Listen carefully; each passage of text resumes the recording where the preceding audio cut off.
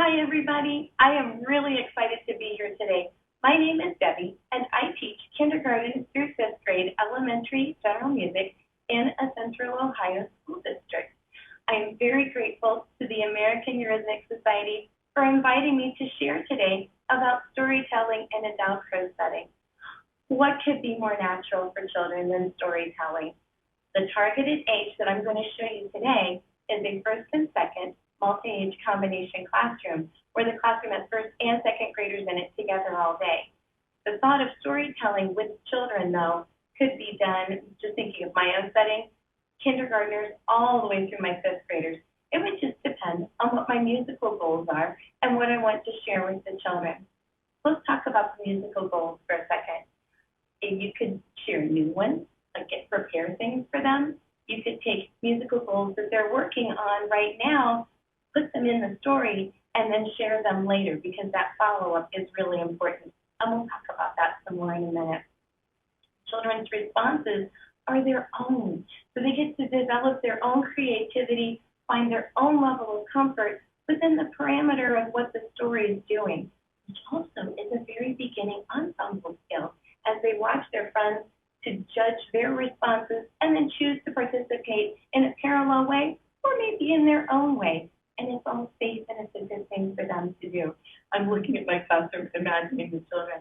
It also needs them to listen, not only to you telling the story, but to whatever method you choose to help get the story through to them in a musical way.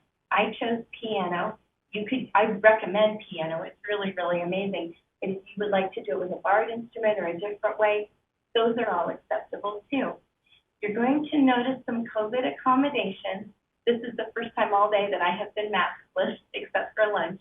You will see the children masked, which they've been really good about. We don't have singing at our building yet while we're inside. You'll see me remind them about distancing. Something else, as you're watching, you're going to hear them, in the middle of February even, you're going to hear me reminding them about beat and about quarter notes. And this is something that we're still working on. We've been in 3 different settings so far, and we're actually heading for our 4th one in 2 weeks. That's okay. One of the beauties of storytelling that works wonderfully right now is that it heightens the children's sense of success. And if that sense of social and academic and emotional success is present in their day, how much greater is everything else. So get ready to watch one of my friends' groups doing their warm-up with me.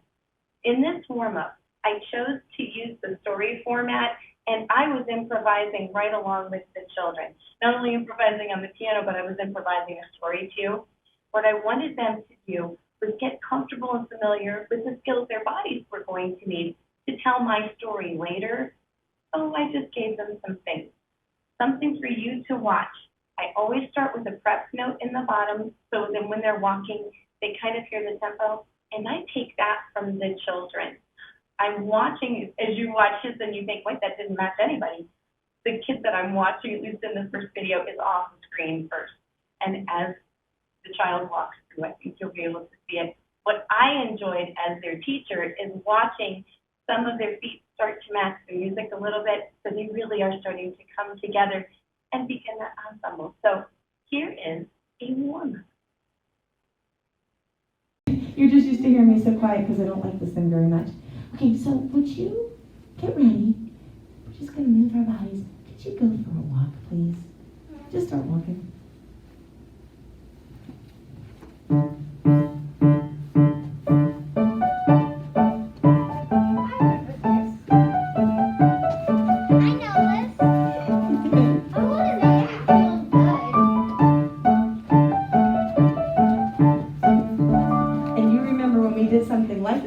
Change some things up.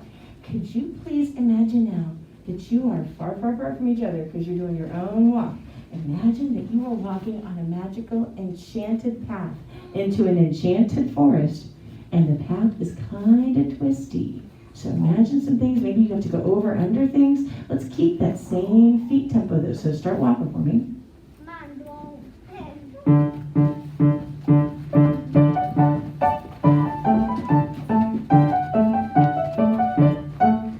Oh icy. Really quick, Elsa's been here. There's ice everywhere. Oh, no. Whew. Anna gave her a hug. Life is good again. Back to the walking. Oh, my goodness.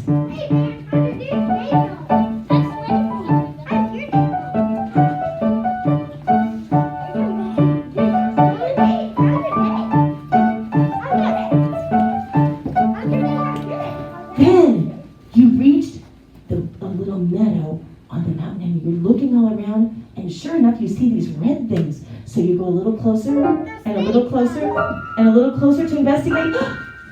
They're mushrooms, but they're not mushrooms. They are made out of trampolines, and you are so excited. So you start jumping from one mushroom to another one.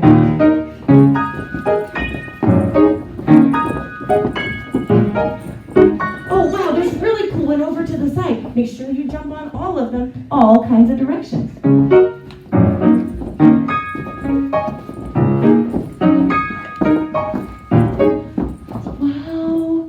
You're exhausted, so you look around a little bit, and you look again, and you see it way up in a tree. Really quickly run over. Make sure that's your tree. Oh, look at you, nice. If you're really close to somebody else's tree, find your own tree. Look up high into the tree. There's a feather. It's the most beautiful feather. You know it's a lucky feather. So you're going to reach up and up and up and up to get it. Oh no, you've knocked it down and it's starting to float. Can you float your hands with the feather? It's floating down, down, down. And it's, oh man, it's a feather. It sort of fell underneath some leaves right in front of you. So you have to dig for it. Dig, dig, dig.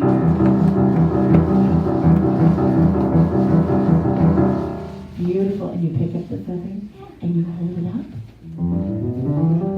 Like this. Nice. And you tuck it in your belt for luck. And now you decide, well, I had probably been getting home. You know I saw that. You probably better be getting home for dinner. So you wave goodbye to the magic forest and you get ready for your walk back home. On the way home, not only is it twisty, you're taking a completely different lucky twisty path, but it's also a little bit windy. Here we go.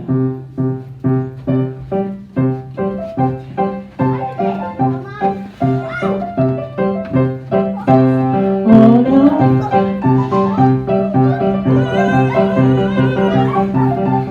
Oh shoot. The wind went away. Oh, thank goodness. Not before we lost a few friends, but that's okay. Walking on the way home, here you go. Turn a corner somewhere.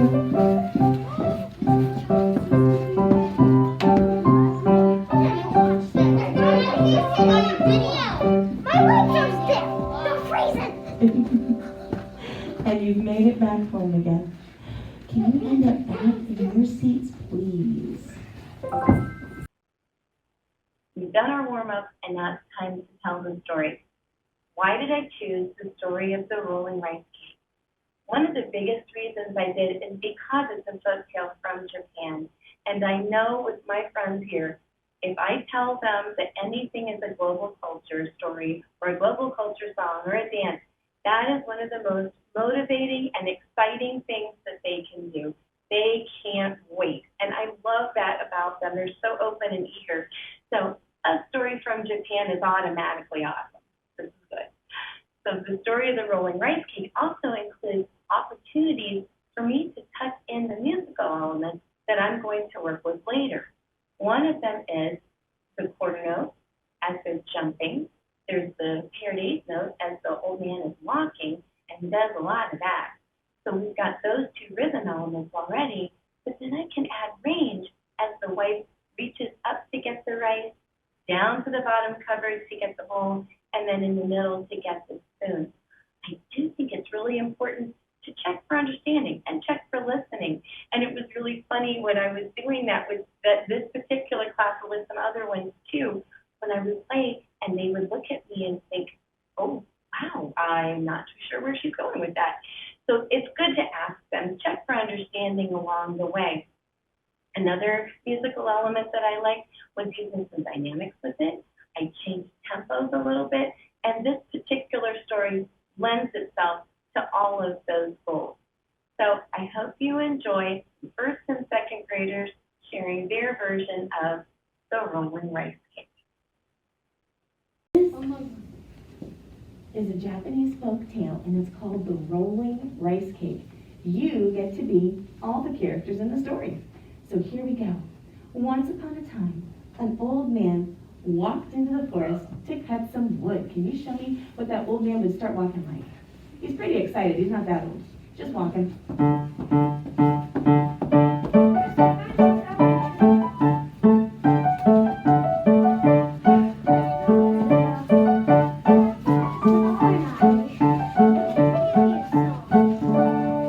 He stopped when he found just the right tree. He spread apart from all the other old men that were also in the forest that day so that he wasn't too close to anybody. So scooch apart just a little bit. I got some friends close together. And he took his axe. The tree was so big, it made him and the axe jump every time he cut. He cut.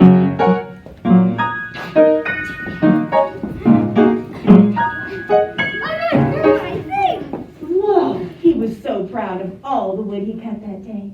While he was gone, his wife made lovely rice cakes as a surprise for him. She reached high up into the cupboard to get the rice. She reached down into the bottom cupboard to get the bowl. And she reached into the middle drawer to get the spoon. Then she started to stir them and mix it together. It was really tough. She had to stir slowly. Oh my goodness. And then it got easier and easier and easier and easier.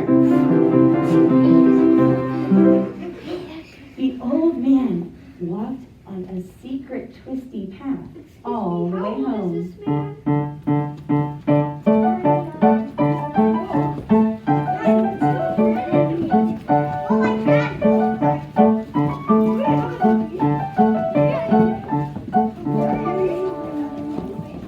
He was very happy when he got home and he saw the surprise his wife had made. "Thank you," the old man said. "You make the best rice cakes ever."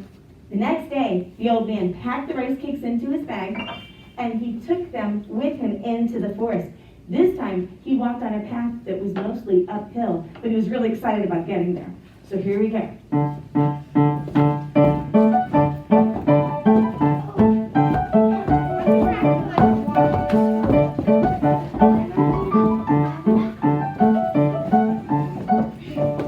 He found another just right tree. He made sure he was far apart from the other old men in the forest, and then he cut even more wood. It was very nice at their house. Here we go, cutting that wood and jumping.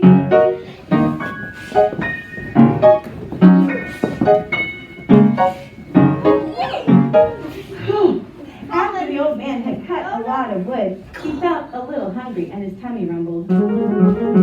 He took a rice cake out of his bag and held it up high in the air. Oh no! He dropped it and the rice cake rolled all the way down his body to the floor. It rolled down a hole in the ground. He looked down into the hole to see if he could see his rice cake. He was very surprised to hear a rhyme coming from the hole. Rolling rice cake is so nice. Roll a cake to your friend the mice. It was a family of mice. Say that again, the man said. Can you say that with me? Here we go. Rolling rice cake is so nice. Roll a cake to your friends the mice. Well, that's people voice. What would we sound like if we were mice? I love it. Let's do it together. Let's speak it. Here we go. Rolling rice cake is so nice. Roll a cake to your friends the mice. The man held up another rice cake. Let's hold it up high. And he rolled it down the hole for the mice. The man could hear the mice nibbling on the rice cakes. The old man moved closer and closer and closer to the hole, but yet far apart from each out there because there were lots of old men in the forest that day. It was just a wonderful day to be outside. Perfect. And he wanted to hear the sweet voices better. He fell into the hole and he rolled all the way to the bottom. Oh my goodness. At the bottom of the hole, he saw a whole family of mice. They were all looking at him, so he sat up very, very carefully because he was in a mouse hole and he didn't know exactly how big it was going to be. The mice were nibbling on the rice cakes and they were so grateful, they said a new rhyme for the old man. Check out this one. Rolling old man is so nice, he shared rice with the mice. Can we say that one together? Here we go. Rolling old man is so nice, he shared rice cakes with the mice. So let's do it with Mama's voices. Here we go. Rolling old man is so nice, he shared rice cakes with the mice. I even see some little mice in the marvelous. Since you were so nice to us and shared your rice cakes, we have a special gift for you. The mice gave the man a little bag of rice. How big would that bag be if it was from a mouse paw? Mouse paw, right? Whoa, so tiny. Thank you, the old man said. Now, I must get back to my wife. Goodbye. The old man tried to climb out of the hole. Oh no, but it was so steep. He could turn back to the mice and he said, can you please help me up out of the hole? The mice looked at each other and said, rolling old man is so nice. You get help from your friends, the mice. Then hundreds of mice came to help roll the old man. He rolled up and up and up and up and up and up and up and up and out of the hole. Whew. The old man picked up his axe, picked the wood and the rice bag in his cart, and he pushed those very heavy things all the way home.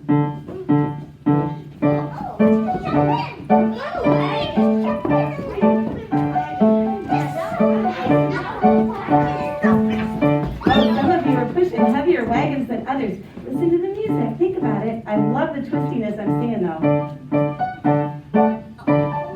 Oh, my goodness.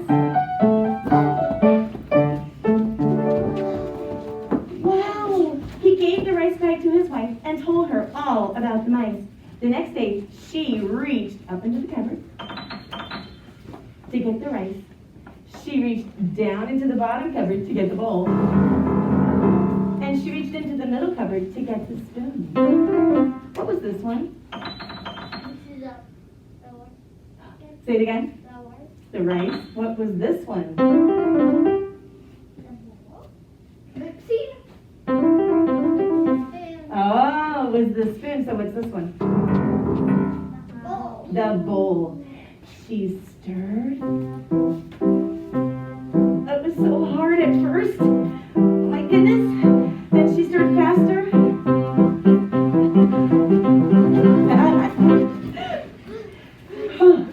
The next day, she looked into the tiny rice bag again, and she saw that it was still full of rice. No matter how many rice cakes she made, there was always more rice in the bag.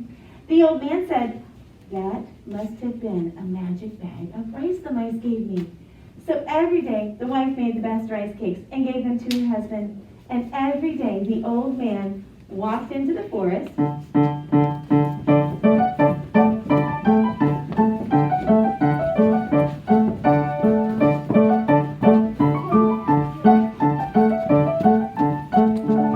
And he took some rice cakes to the mice and he rolled the rice cakes down into the hole. Their rhyme and their voices became one of the man's favorite sounds, and the mice loved the rice cakes and their new friends. And they all lived. Wait, say that again. They all lived. Perfect. We've done a warm-up, we've told the story, and now we're on to the third part of the process, the one where we turn all of this fun stuff into actual musical goals. This is the follow-up. I would do all three of these on separate days. I wouldn't do them all smushed together. It's just better for the children to have that little bit of time to think about what we've done and let them be ready to bring their fresh ideas. So here comes the third day. The children are with me, and I ask them, do you remember about the rolling rice cake? Of course they do. And they tell me the parts that they like, their favorite characters. And then we start thinking about how we move to show that story. In this way, I'm asking them to use their kinesthetic memory. We're not going to get up and do it again, but we're going to think about what our bodies did and how did that feel. So which felt faster, the jumping or the walking? And they'll come up with what to do with that. I can go a couple of different directions now. One of the things I might do is integrate a listening piece, something like In the Hall of the Mountain King, which also uses pair days and quarters, and it's something that also changes tempo, so I kind of like that example a little bit. And they would be either playing with me on some small percussion, or just thinking it or tapping it. Another thing I could do is show them icons. These are familiar to the children, the pair days and the quarter note, but now we can think, which one is the walking one? Which one would be the jumping one? What would happen if we put 4 of the walking ones on the board? What would happen if we put 4 of the jumping ones on the board? What could you do to create your own pattern? They might get their own cards. We might write it on the board together. And that way, we've taken something abstract and then explored it and experienced it, and now we're going to create something new out of it. Another thing that I might do is prepare and extend and show them the half note and talk about the relationship. Right? This one, and then twice as slow, and then twice as slow. We can also keep on going and put a quarter rest so that we've made all of these icons something real and living and something that the children can create new music with themselves. I hope you give storytelling a try. Please let me know if you do. And you know we're going to be telling stories here for the rest of the year. Thanks so very much.